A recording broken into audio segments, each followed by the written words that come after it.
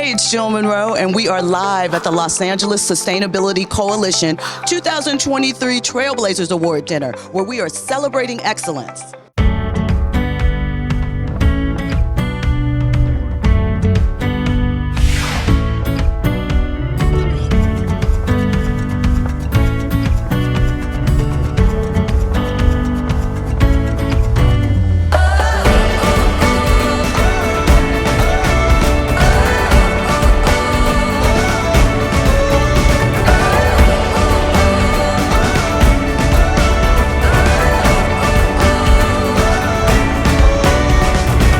As the policies change, as the goals change, and the bar gets raised higher, I think there's a great opportunity for the younger people to kind of learn from the lessons that we've done and try to implement more in the area of sustainability. We have a very aggressive and comprehensive sustainability action plan that we put in place that's going to get us, we call it boldly moving to zero, and that's going to get us to zero emissions by 2045. We've got the largest public works program in the country we're trying to do right now, and what that means is that we need to be forward-thinking and collaborative and be good partners with the industry, and so that's what we're doing at events like this, is what we're always doing, is trying to be a good partner and trying to work together with everyone in the region to make sure that we can deliver our program. I've spent the last decade of my career with Port of Long Beach in the development of the Trail Desmond, and we see it will help to sustain the port's infrastructure and continue in improving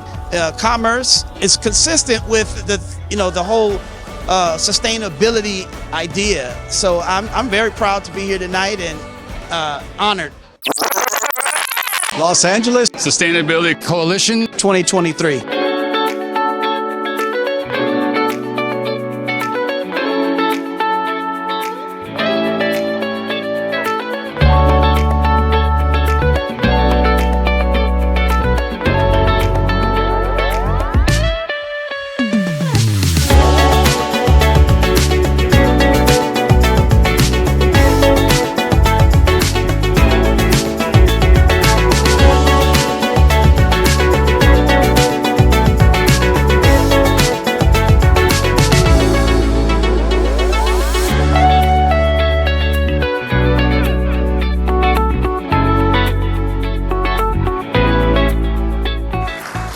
Thank you so much, and thank you for your long history of support and stuff. We just had some great events, and we plan to continue that.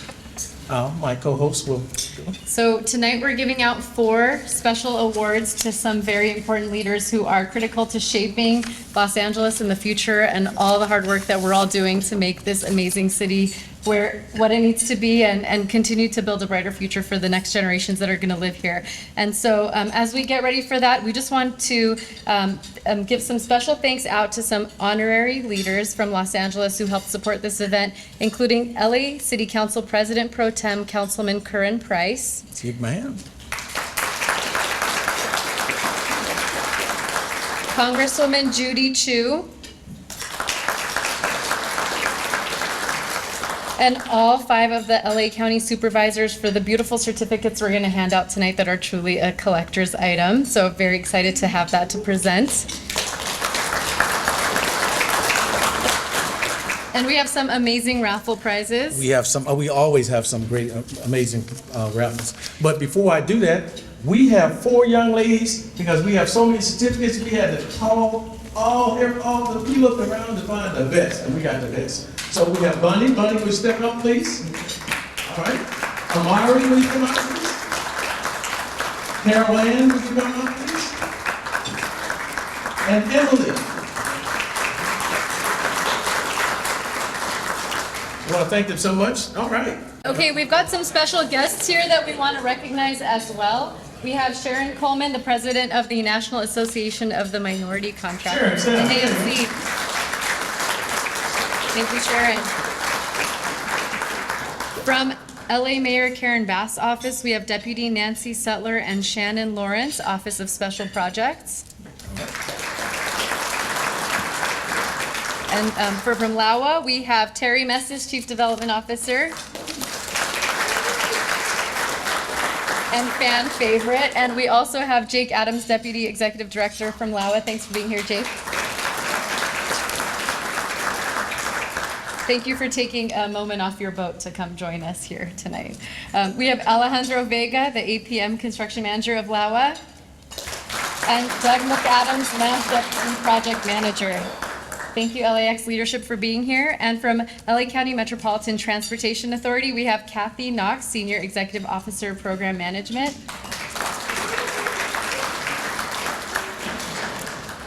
Actually, okay, and we have Brad Owen, Senior Executive Officer, Program Management. Michelle Quinn, Deputy Executive Officer, Program Management.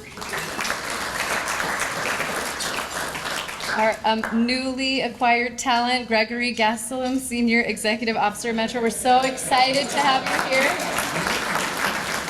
We're already better having you here from San Diego. Thank you for coming to join us. Jacqueline Bobo Faber, Senior Director of Project Controls. And awesome, thank you, Jacqueline. My son is here. He's been a professional basketball overseas in Europe for 15 years. And the only time we would see him was 3 months a year for 15 years. I think he's European, personally. So he just retired recently, and he's in the movie industry now. So if you guys saw Space Jam 2, he did part of that. And then he's currently doing HBO special called Winning Time, the Laker Dynasty. So he does all the basketball scenes in Magic Johnson, just like you know. But the most important announcement of all is he just got married. Well, then look at church. You guys stand and say, stand and say. Yeah. Actually, he took my wife.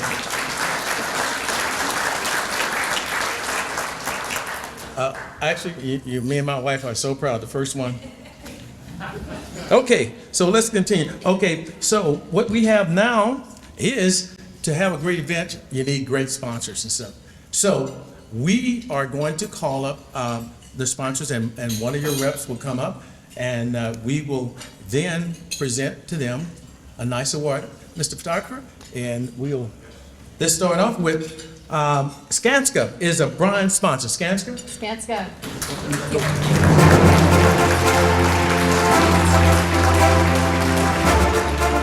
And next sponsor to acknowledge, we have Ackerman. Acumen.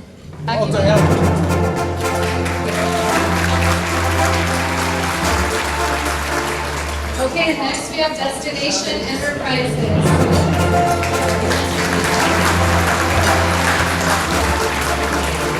Okay, the next one is LAWA. The next one is VSCE.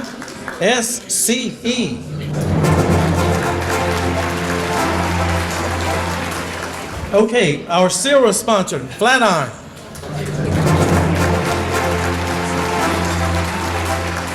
And our major gold sponsors are Lennox Constructors. The next gold sponsor is Kleinfelder.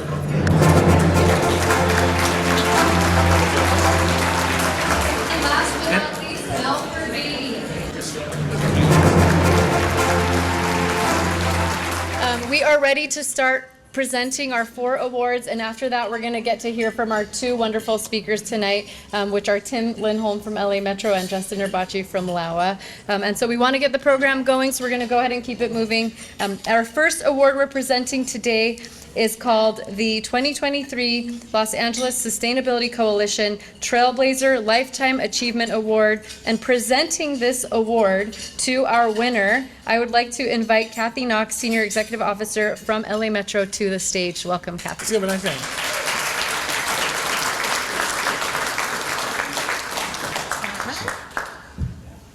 Hey, thank you. Good evening, everyone.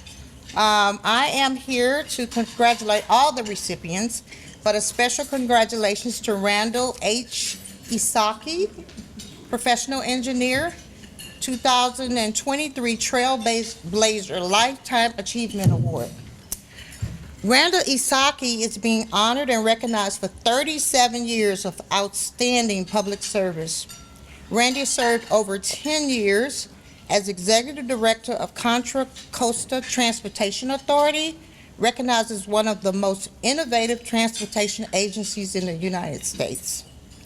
He founded Momentum Station, the largest secure automated vehicle test facility in the nation. Prior to that, he was a 27-year employee of the California Department of Transportation, where he rose through the ranks to become Chief Deputy Director from 2004 to 2009, and Director from 2009 to 2010. Randall Isaki, current position is the leader of state and local transportation for Amazon Web Services, AWS. In that position, he leads AWS data support and analysis services for state and local transportation agencies, including artificial intelligence support, use of AWS services in development of new technology and in transportation, data analysis methods for policy and planning analysis, traffic operational support, and use of AWS services. So I'd like to invite him to the podium and congratulate him for his outstanding award.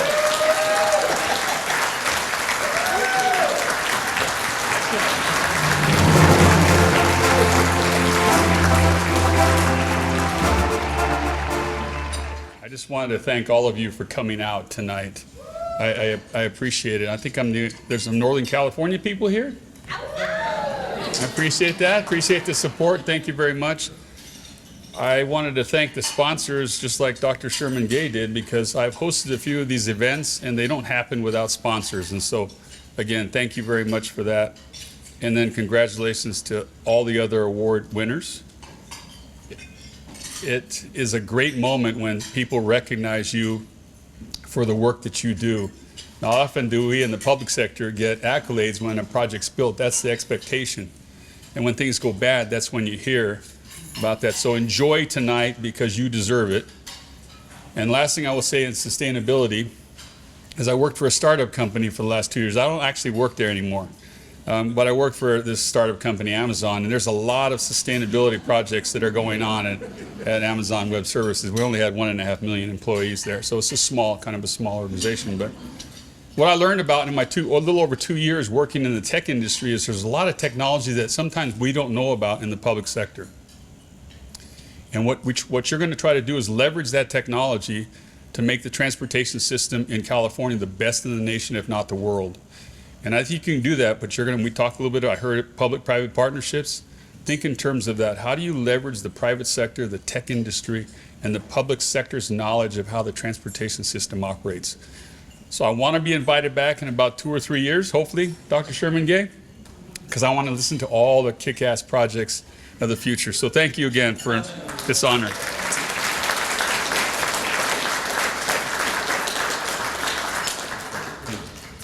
I want to also add my own personal admiration of Randy and his career to his speech here. Randy has been a trailblazing leader in our industry, and following his career has been one of the most inspiring and thrilling things of my experience as a professional. I'm truly committed to improving mobility in each of the roles that he's been in, which is an important goal that we sometimes forget when there's so many other political issues related to mobility and transportation. So thank you for your leadership, Randy.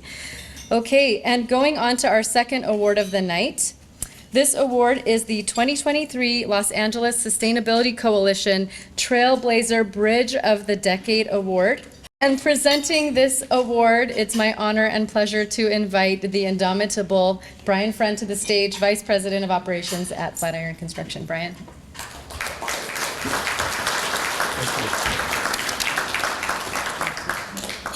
Hi there, thanks everybody. The LA Sustainability Coalition is honored to present the Port of Long Beach, the Trailblazer Award for the Bridge of the Decade Award. The Port of Long Beach leadership has quickly led the Port of Long Beach into the 21st century. The Port of Long Beach Gerald Desmond Bridge Replacement Project is a $1.56 billion replacement of an obsolete 5-lane structure constructed in 1968 with the state-of-the-art 6 lanes bridge It is located at the southern end of State Route 710 in Los Angeles County. The bridge is a link between two of the largest ports in the United States, the Port of Long Beach and the Port of Los Angeles. Construction of the new bridge began in 2013 and was complete in October of 2020. The new bridge accommodates increased traffic and provides emergency lanes in both directions, improves safety, and reduces delays. The bridge is California's first two-tower cable-stay bridge for traffic at over 515 feet tall. The 2-mile-long bridge accommodates Los Angeles commuters and taller and larger cargo vessels. The bridge is now open to commuters and will serve the largest port with over 2.5 million jobs throughout the U.S. related to the Port of Long Beach. Wayne, will you come up? Wayne's going to say a few words and then we're going to give his awards.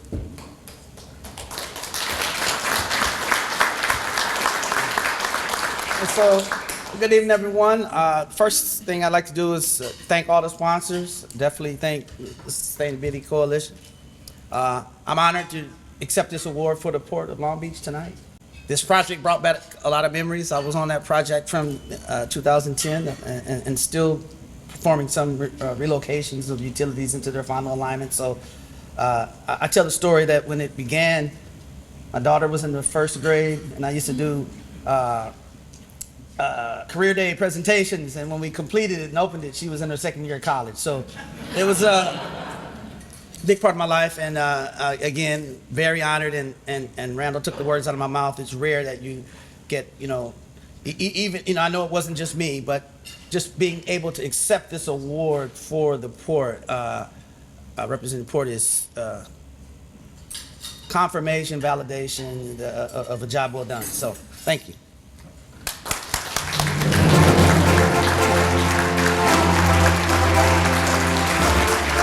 So we're moving on to the next award. The 2023 Los Angeles Trailblazer Project of the Year, Los Angeles World Airport. The presenter is Mr. Jim Frost, Western Transportational Design Manager, Kleinfelder. Mr. Frost.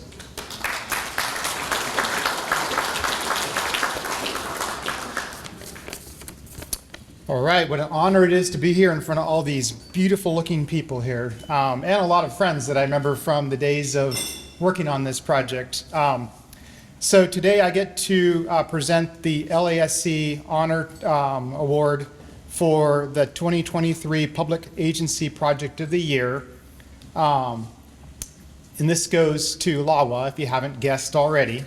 Let me get my notes to stay flat here. So LAWA has committed to transforming LAX into a gold standard world airport. LAWA is managing the largest capital improvement program in the history of LAX, and arguably the largest in the US. LAWA has nearly completed construction of the Automated People Mover, or APM. The APM is an electric train system on a 2.5-mile elevated guideway with 6 stations. The project is on the sustainability cutting edge, providing a reduced carbon footprint and a viable alternative to driving to the airport. The APM will transform Los Angeles as we know it, providing faster trips to LAX and an excellent transportation option during the time when we're getting ready for the 2028 Olympic Games right here in Los Angeles. As the vertical structures design manager for the project at Kleinfelder, I understand the complexity of the project, at least from my perspective. We literally threaded the needle with the alignment of this APM, and we're building it right in the middle of the 5th largest airport in the world and keeping that completely operational. So with that, I'd like to have Justin come up and accept this award for LAWA.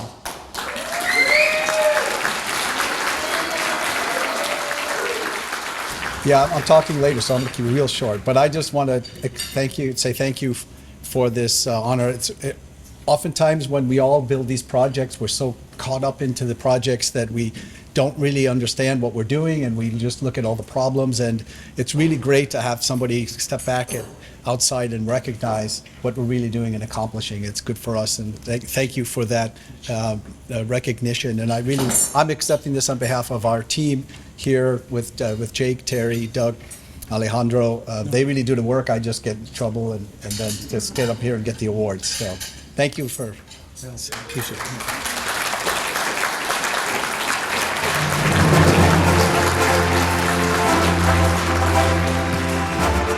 Last but not least, 2023 Los Angeles Sustainability Trailblazer Agency of the Year, Los Angeles Metropolitan Transit Authority.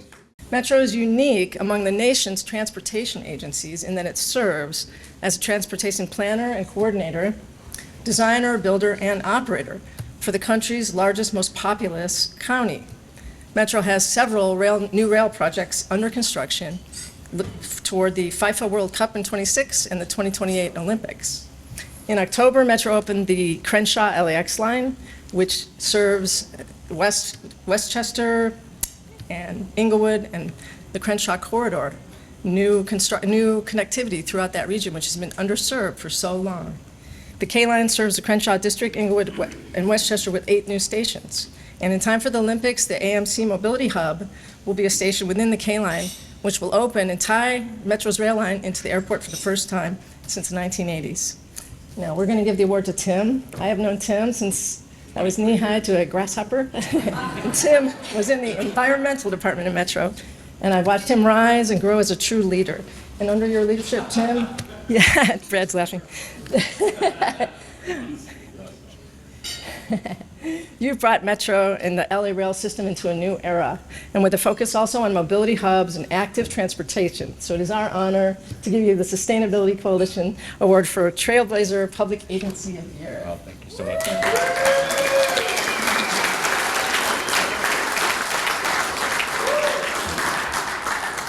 So it is absolutely true that I've known Marcy since I was a kid at Metro. Yes.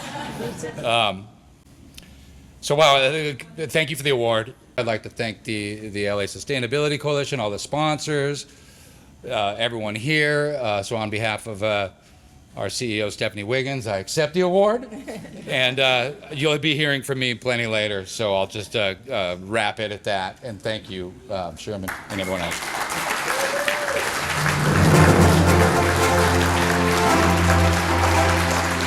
Justin Urbacci will be our next speaker, so we'd like to welcome Justin to the stage to speak with us about his vision and the outlook for LAWA. Justin being invited to the stage. Welcome. Thanks. You got to listen to me again. I actually used Randall's AI to write this speech, so let's see how it goes. I've been asked to give an overview of the transformation that we're doing at Los Angeles World Airports, and you're all either already involved in it or you're about to be involved in it. So I'll go through this because it's really exciting what we're doing. We're in the middle of a transformation, and we have just so much to do and so much exciting. So here is our airport, as many of you know it. And here is the first phase of our capital improvement program that we're probably about 70% of the way through. This is phase 1. So those that we've completed include the airport police facility, the economy parking lot, terminal 1.5, the midfield satellite, and many others. And we're in the midst of delivering the automated people mover project, which we just accepted the award for, and the consolidated rental car facility, which together are going to really transform the way that people access the airport. And so we're very, very excited about getting those projects finished. We're well underway there. If you go to LAX, you see the progress that we're making, and it's really changed the whole horizon of the airport there.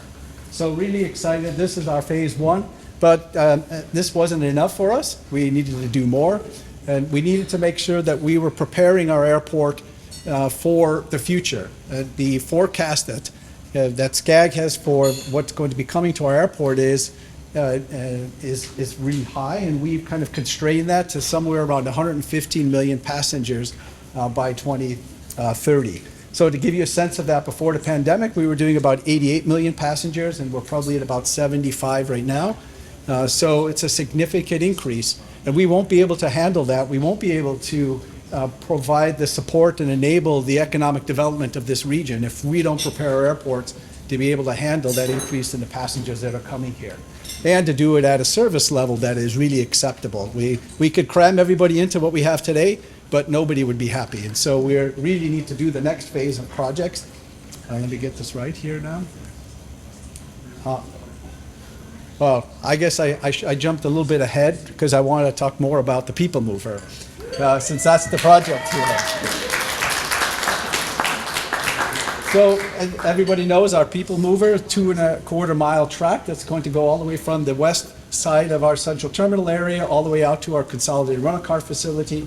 And one of the most important parts of that is going to interface with the airport metro connector and metro, so people can finally take the train and rail all the way to LAX, which is something that we've been trying to do in this city for many, many years.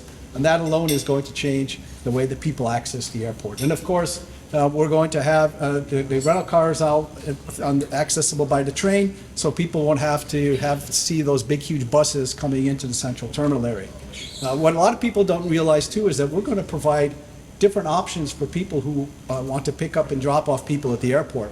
Instead of having to drive all the way in here to the central terminal area, you're going to be able to go over here, the economy parking lot, or over here by the ITF East here, and pick up and drop off people. So imagine you just shoot off the 405, you drop somebody off all the way out there by the Conrack and the ITF West, and you jump right back on the 405, and the passenger takes the train into their terminal. Can't be easier than that. You don't even have to worry about coming into all this horseshoe and everything else. So you're going to have options. Yeah. It'll be great. It'll be great. So we're very excited about that. Here's just some renderings. I think all of you have seen it. This is looking west. Here is the central station, and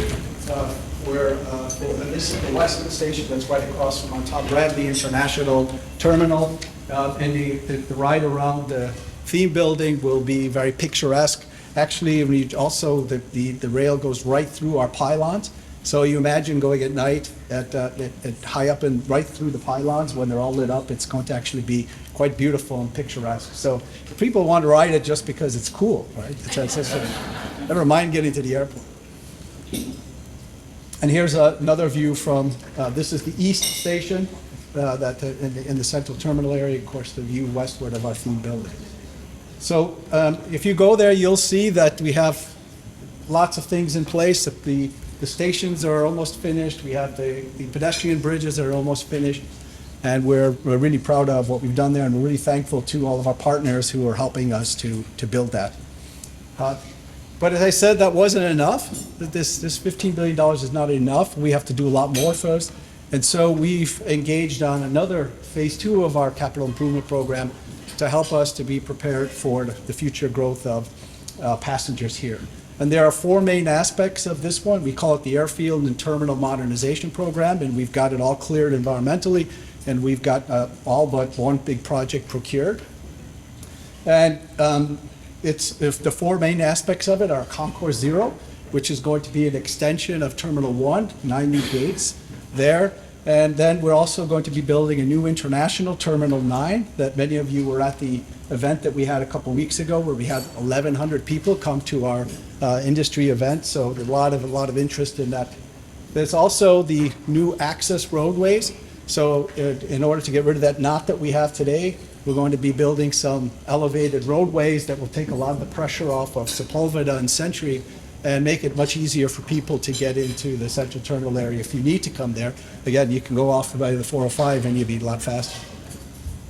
And then we have a lot of airfield improvements because we're also going to have a lot more flights coming, and we need to make sure that the airfield is more efficient and safer so that it can accommodate the additional traffic that's going to be coming and make sure that we're operating a safe airport. So, and then we're going to be extending Midfield South. But those are the key projects here, and as I said, we're well on our way towards those. We also have, during the pandemic especially, Amazon, one of the reasons we had a lot of cargo come in, so we significantly increased the amount of cargo that came in. But we could do even more cargo business if we had the capacity to do so. we're so landlocked at this airport that we just don't have enough space to bring more cargo in. And so it's very important for us to do a new cargo modernization project as well, whereby we will build more efficient facilities and make better use of the space that we do have. We'll also make it much more sustainable with truck waiting stations and technologies and all types of things to really make the cargo more efficient. Again, the huge focus for us in all of these projects, there's what Concourse Zero will look like. I missed this. There's what Terminal 9 will look like. So it's going to be really cool, new faces to the airport as you come in and leave.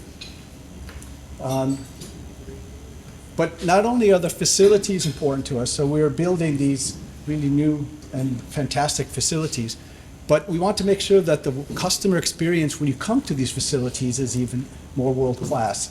And what we're doing in that is we're using a lot of innovations to give customers the control of their journey and make their journey more predictable. So, and we're giving them the ability to do this through their mobile devices even before they get to the airport. So we already have our new smart parking solution. For those of you who haven't used it, I would highly recommend it. You can go on, you can reserve your parking spot, you can put all your information in, you pull up to the gate, it opens up automatically because it recognizes your car, and then it pays in the back end on the way out.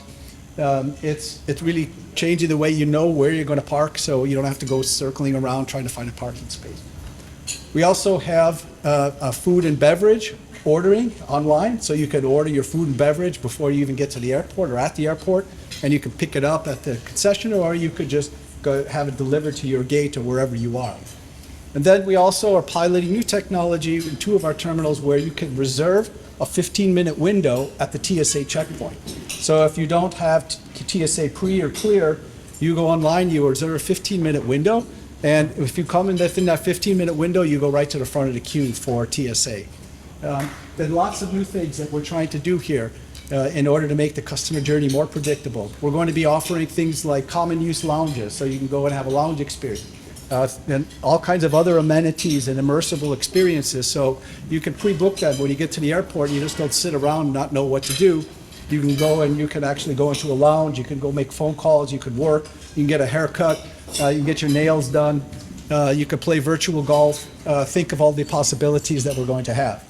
So that's also an exciting aspect. And then to help you get through the processing fast, we're leading the country in the use of biometrics.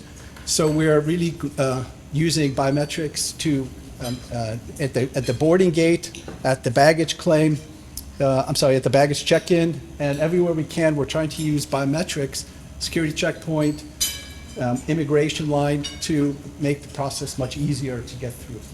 So that's an exciting part. But just as important as what we're building is how we're building it. And we're making sure that everything we do is focused on sustainability. We have a very, very aggressive and comprehensive sustainability action plan. It's called Boldly Moving to Zero. Our objective is to get to zero carbon emissions from our operations by 2045.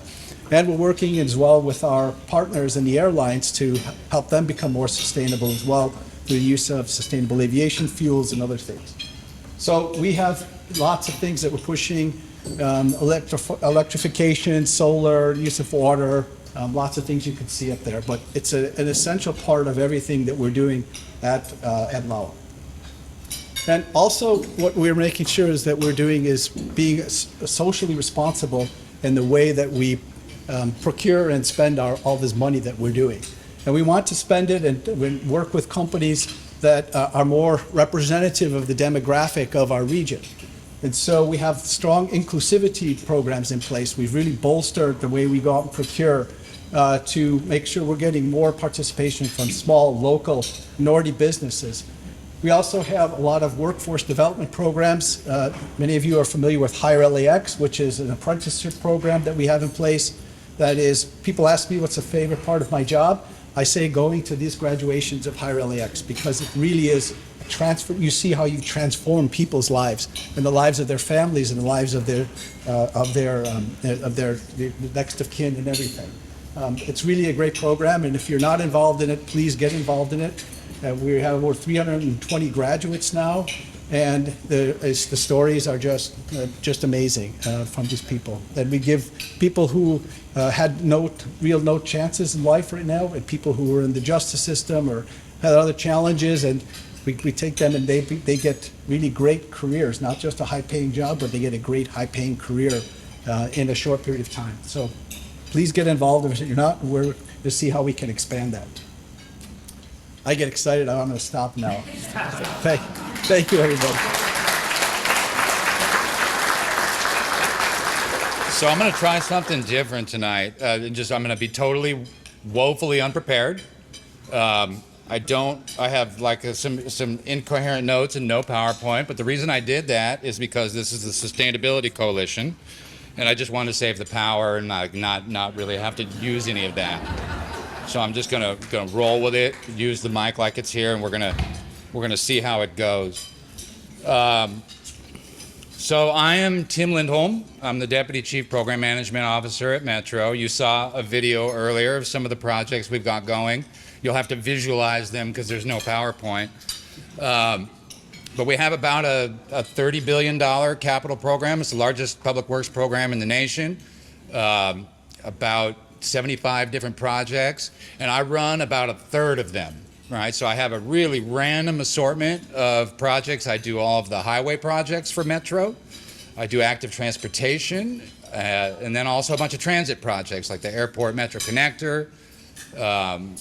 Let's see what else. The East San Fernando Valley Transit Project, Link Us. So a whole bunch of different types of projects. About a $9 billion portfolio is what I have. But I just wanted to start off. I thought I would start off with an apology. This is where I'm going to go with this. So, and I don't know everyone in this room, but it is a pretty random story. But if I haven't called you back, I'm sorry. I really am. I just wanted, like, while I have you all here, like, you know, shit gets real sometimes. I just can't, like, get everything done. So I just wanted to apologize for a minute. And I will call you back someday. Or I'll talk to you tonight. Let's see, what else do I want to talk about? So I no judgment at all, no judgment, but I'm just going to ask a question. Who took the Metro here tonight? Oh, wow. Like, Camacho, did you really ride it? Really? You did? Okay. Okay. I'm just curious. You know, so yeah, I think we can all... I figured I would talk about security and ridership a little bit. I mean, I do ride the system daily. Things are different these days. You know, we have societal issues that are underway that are making it a little bit of a tough ride. I have had like 3 or 4 good rides in a row, you know, so that's good. Things are getting better out there. Just a little bit on ridership. We are about 10% up from where we were last year, which is still only about 72% of where we were pre-pandemic, so we have a long way to go. You know, it can be a challenge to ride these days. I encourage you all to, you know, if you just have any risk taking in you at all, just give it a try. But I would honestly say the rides have been getting better. We've got some new approaches. You know, we've got our Metro ambassadors. We just hired some additional transit security officers, and so we really are, you know, trying to make the system more of a pleasant ride and what it used to be. So I did want to just note that. The other thing, so we're about to open up a new project, the Regional Connector, which is very exciting.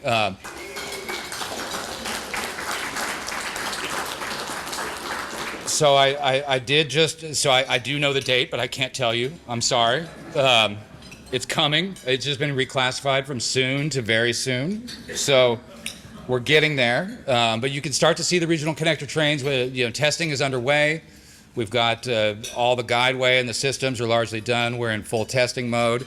It is an extreme challenge to tie together so many different lines, because what we're really doing is we're tying together the 90s vintage blue line to the 2000s vintage gold line to the 2010 Expo line, and to put all these lines together has been a real challenge. It's probably the most complicated 2-mile tunnel through downtown you ever could have imagined, but it is coming very soon. It will open in the spring, so you can have a 1-seat ride from, you know, Santa Monica all the way to East LA, and from Azusa and beyond, all the way down to Long Beach. So that's very exciting. It'll open up in the next couple months.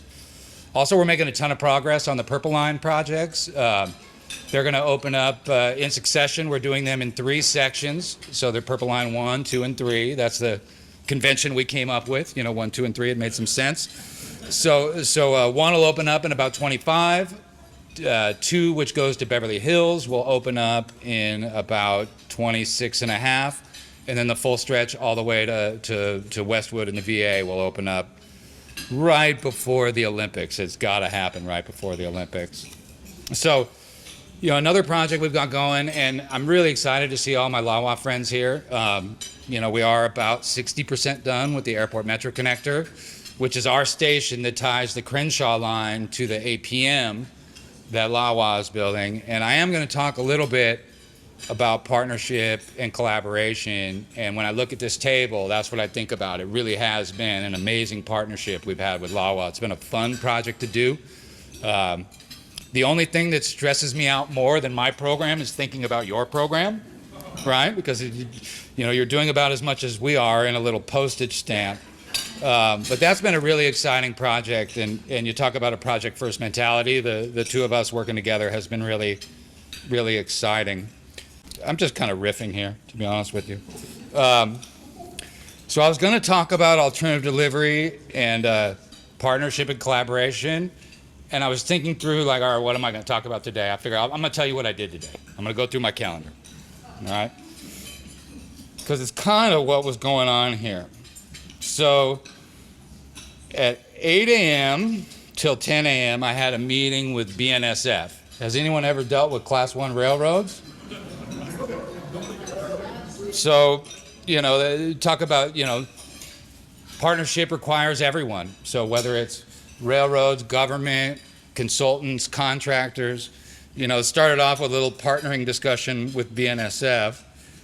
And then I moseyed on up to Santa Clarita for a 10 a.m. meeting because we do highway projects too. So one of the things that not a lot of people know about Metro is we build highway projects in Los Angeles County because we fund them through Measure M.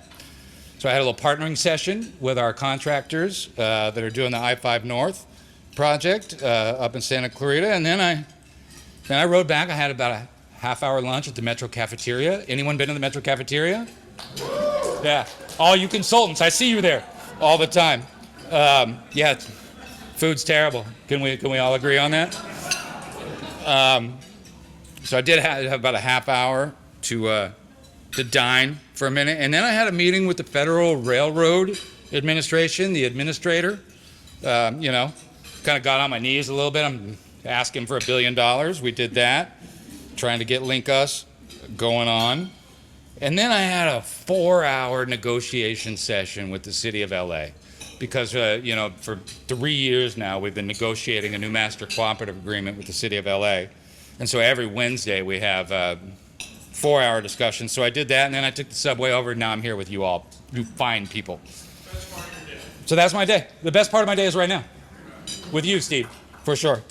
The reason I kind of went through that is that every single one of those meetings today was about, partnership and collaboration, right? And so one of the things that I do on a day-to-day basis, I'm in charge of Metro's pivot to alternative delivery projects.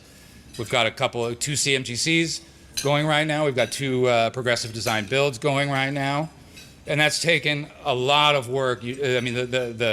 The partnership and collaboration we had to do internally at Metro to pivot to, qualifications-based, collaborative, negotiated contracts. That was one thing. And why we're doing that is so that we can have a better collaborative atmosphere with contractors and with designers. So that's kind of a piece of what I do. But so much of what we do to deliver on a regional program like this, and I think everyone that's involved in working in the public arena goes through this. You just can't do it alone. It's very, very much. It takes a village to build the kind of programs we have. You need partnerships with your cities, with the county, with your utilities, with the railroads. With the consultants and the designers. And so to me, that's what it's all about. That's why I'm glad to be at an event like this, where I see so many different people I know, people I've known for several decades, most I consider friends. And it's really good to see everyone here. And so we need this kind of collaboration and partnership to deliver on what we're doing, what Lava's doing, what the Port of Long Beach is doing, all of these things. And so it's really good to be here and to kind of share that with you. And so with that, I think that's all I've got. You know, I don't know if did I do 20 minutes? 15 should be fine, right? Is that enough? Did we do it? Yeah. All right. I'm going to sit here. You can ask me tough questions. There you go. We'll start with Tim. What makes Los Angeles unique, and what is one of the largest challenges facing mobility in Los Angeles? Wow, that's a big question. So first, I'm going to steal a little bit of time. I neglected while I had the mic to recognize and thank the Metro team that I was sitting with over there, because none of this happens without them. So hello, Metro table. I'm looking at you. Couldn't do it without you. So now that I've cleaned up that little kerfuffle, so what was the question again? Oh, what makes Los Angeles unique, or what is so challenging about Los Angeles? It's almost the same question. And facing mobility in Los Angeles. So what makes, especially, you know, when you look at us as a mobility agency, one of the hardest things about Los Angeles is, number one, that it's a collection of, it's a very large county, you know, one big city, 88 small cities that are all spread out across the world, or across the county. There's probably, I don't know, 14 different downtowns throughout, whether it be Century City, Glendale, Santa Monica, LA. So just the nature of trying to connect all of these various communities with some form of transit is extremely difficult, right? And we've been at it now for many years, and we'll continue to be at it for a while. So just to do that connection is challenging. What is the most challenging thing for mobility in Los Angeles? I think I talked about this a little bit in my speech. You know, kind of societal issues we're dealing with right now make it harder to market our services, I think. So that's a piece of it. A part of it, which is a challenge in terms of actually delivering a program of our size. A lot of it has to do with capacity and whether we have enough skilled labor on both the engineering or professional services side, as well as the craft and skilled labor side. Just, you know, the kind of work we do is so complex, and just being able to find the right people to come to one of the most expensive cities on the planet and perform their trade is really not that easy. Yeah. So that's a pressure we've got. It's very car-centric. So much more expensive. Such a car-centric mindset, right, in LA. Yeah. Also that. Yeah. Okay, Justin, what's your take on that same question? The challenges with mobility in Los Angeles and what makes it such a unique city? Obviously, the size of and the layout of the city, and the fact that the initial planning didn't incorporate public transportation. That was probably the city just moved without having a plan for public transportation to be part of that. So retrofitting in a place like this is really challenging, not only from a physical standpoint, but from a cultural standpoint. And I think that, you know, we can build all these beautiful things, and Tim is and his team are, and we're building a connector. But you got to get people out of their cars. You got to get people to think differently and want to take public transportation. You have to incent them. I think that that's going to be a bigger challenge here as we move forward. So yes, starting to catch up from the infrastructure. Now we have to start working on the culture as well. Right. Okay. 2026 FIFA World Cup, 2028 Olympics. These are right on the horizon, right? Each of your agencies is working hard to mobilize the resources and the planning for that. Why don't we start with you, Justin? What is your first priority as you get ready for the Olympics? So, actually, I can tell you this because there's nobody from the federal government here. But everything we're doing, everything you saw up there, if we didn't have the Olympics, we still would be doing it because we need to do it for the city in this region. We see ourselves, our main objective is the airport to be to enable the economic development of this region. And if we can't meet the demand that's going to be coming here for people who want to come here and do business, we're not going to be doing our part for the city and region. Now, the World Cup and the Olympics gives us milestones in our schedule that we need to make sure that we're ready for. And we're not, in a state of complete disrepair when the world descends on Los Angeles with the Gateway 2 involved for both the World Cup and the Olympics. First and last impression for customers, passengers, guests who are coming here. So it's essential that we're ready and have as much as possible.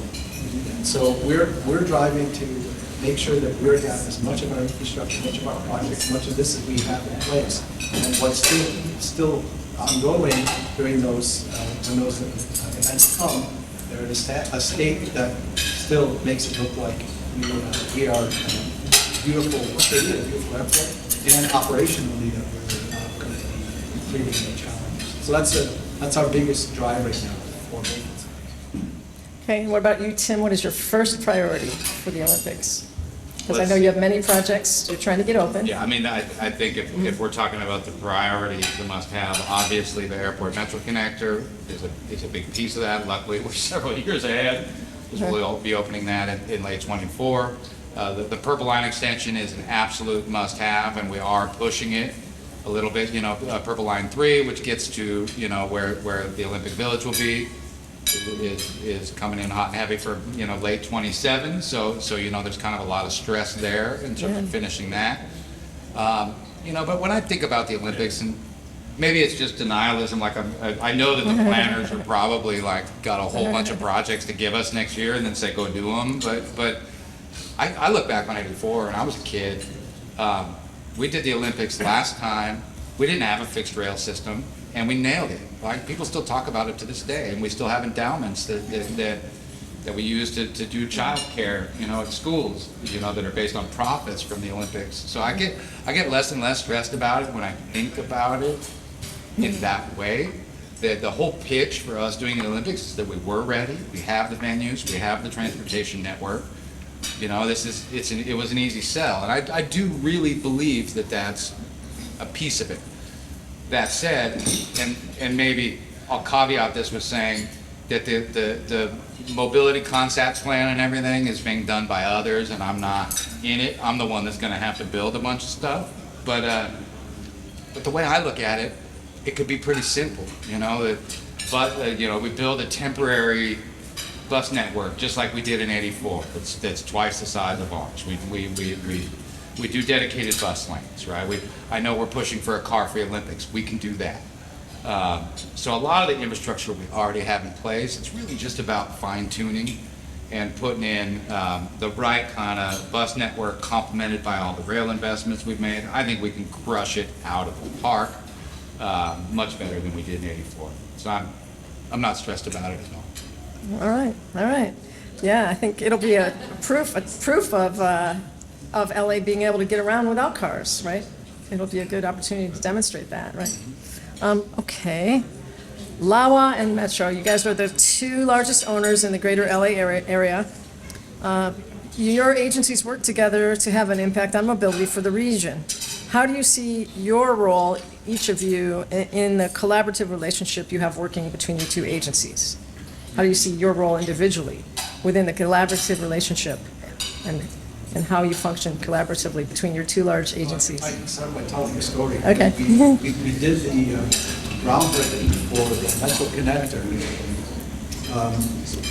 Councilmember Bond told the story because he was shocked because before, as people were coming together for the event, the groundbreaking event, I walked in, and shortly thereafter, Stephanie Wiggins walked in, and we hugged each other. And Councilmember Bonin said, he said, I couldn't believe that. He said, for many, many years, the two departments were not as closely aligned, and here, the two of us hug each other. And I think that's what we really try to stress is that we have to collaborate. Tim mentioned it earlier. all the collaboration he did during his day, his whole day's collaboration. Yeah. We can't be successful in anything we do unless we collaborate very, very closely. Right. And we've been working, our team has been working so hard to collaborate, not only with Metro, but with all of our partners. And not only our government partners, but our construction partners and everybody that we work with, very close collaboration. That importance of collaboration was really emphasized and made really important during the pandemic. The pandemic really created the need to collaborate closer than we did before. So we can't be successful without very strong collaboration. And appreciate Tim and his team and Stephanie and her team for all the great collaboration we've had so far. All right. Tim, give us the last word. Yeah, so I'd have a similar answer. So I've been involved in the Metro LAX connection for almost a decade now, and here we are 2 years away from opening, or one and a half years. It's exciting, and it really is about partnership, and it's a unique partnership we have. And here's what I would say about it: we are in each other's hair all the time. So if you want to. I don't know if you've seen what we're all building out there, but LAWA is building a people mover right through the middle and over the active Crenshaw line with a station the massive station that we're building, and we've never really had any issues, and we work them out. We have discussions, but nothing's been escalated. Nothing has taken like, I don't know. I never hear from you about it, right? Everything's good, from what I can tell. I hear from Jake though, for sure. And that's good because we've talked. But to do. Stephanie and I still hug. Yeah, exactly. I mean, we're doing billions of dollars of investment in the same space. And it's because we all have this kind of project first mentality where we're going to get this thing done, we're going to work together, we're going to be fair with one another, and we all have our own complications. And to me, I wish I could replicate the partnership we have with LAWA, with all around, with other government agencies, to have that level of partnership. It's really been an honor, to be honest with you, to be honored to be involved with it. Awesome. Well, thank you both for your candid comments and for your collaboration, because it's going to be the best thing for our city to have the APM and the AMC open and running, and it's going to make us a real world-class city, which we already are, but our transit needs to move up to that level, and I know it is going to be spectacular, so thank you. Thank you, Yeah. Marcy. Thank you.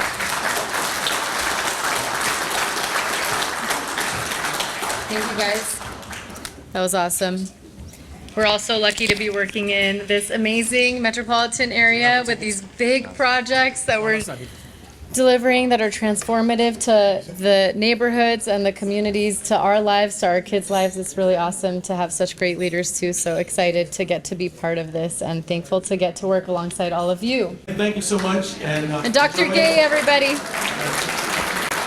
Thank you, everyone. Have a great night.